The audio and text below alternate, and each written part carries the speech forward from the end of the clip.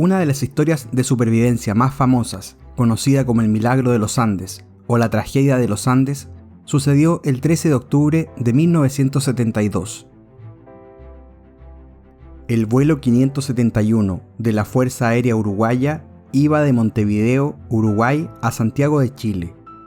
En el vuelo viajaban 45 personas, 40 pasajeros y 5 tripulantes, y al final solo sobrevivieron 16 personas. La mayoría de los pasajeros era parte del equipo de rugby All Christians, que iban junto a sus familiares y amigos a un partido contra el equipo All Boys de Chile.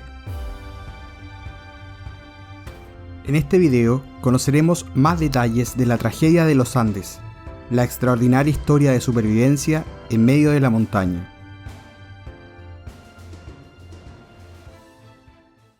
El vuelo salió el 12 de octubre con destino a Santiago, pero debido a una tormenta tuvieron que desviarse a la ciudad argentina de Mendoza. Retomaron el viaje al día siguiente cuando el clima había mejorado, pero todavía estaba un poco difícil. Los pilotos decidieron atravesar los Andes por una parte de la cordillera donde la altitud de las montañas no era tan alta, conocida como el Paso El Planchón. Esto los llevaría hasta Curicó, Chile, y de ahí irían hasta Santiago.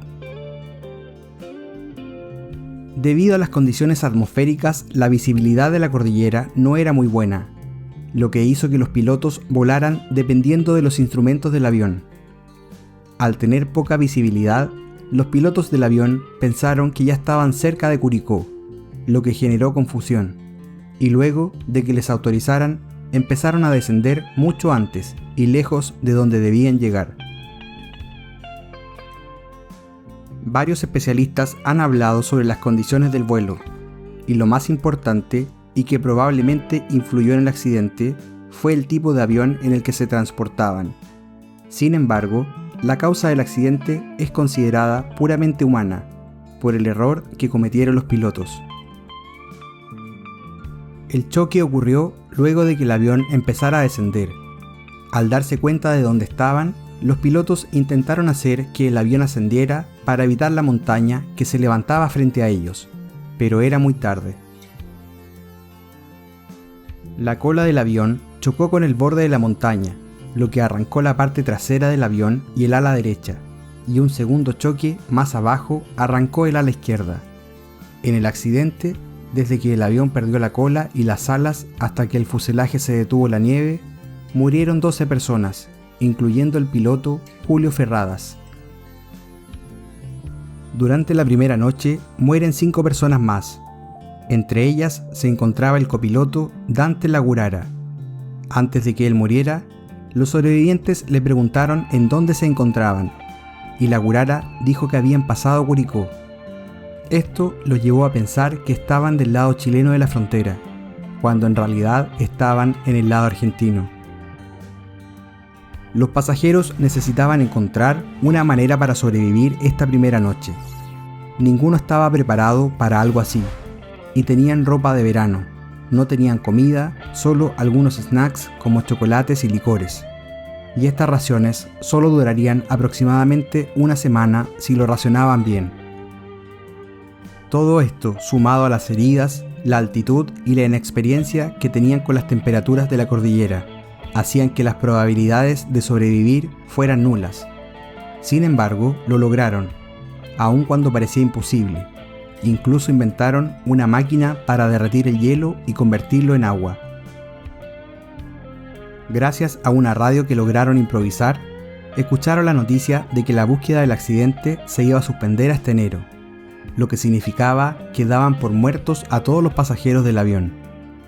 Al escuchar esta noticia devastadora, habría otro problema aún más grande.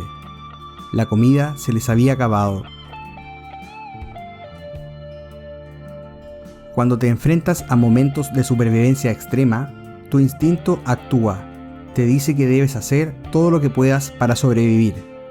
Todos los que estaban en el accidente empezaron a darse cuenta de que lo único que podían hacer para sobrevivir era comerse a los que habían muerto.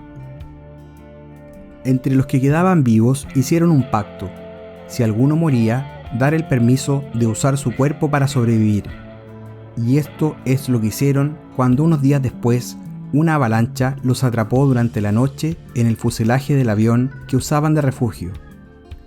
Murieron 8 personas. Los que quedaron atrapados bajo la nieve en el fuselaje sobrevivieron gracias al pacto de que se comerían el cuerpo de alguno si moría. Estuvieron atrapados hasta que la nieve que estaba encima se derritió. Sobrevivieron también porque lograron hacer un hueco en la nieve que les dio oxígeno, y 3 días después lograron salir del fuselaje y la nieve. Luego de varios experimentos fallidos para construir un radio con el cual comunicarse, Parrado y Canessa empezaron a idear planes para buscar ayuda. Llegaron a la conclusión de que debían ir al oeste, pues lo que les dijo el copiloto significaba que estaban del lado de Chile.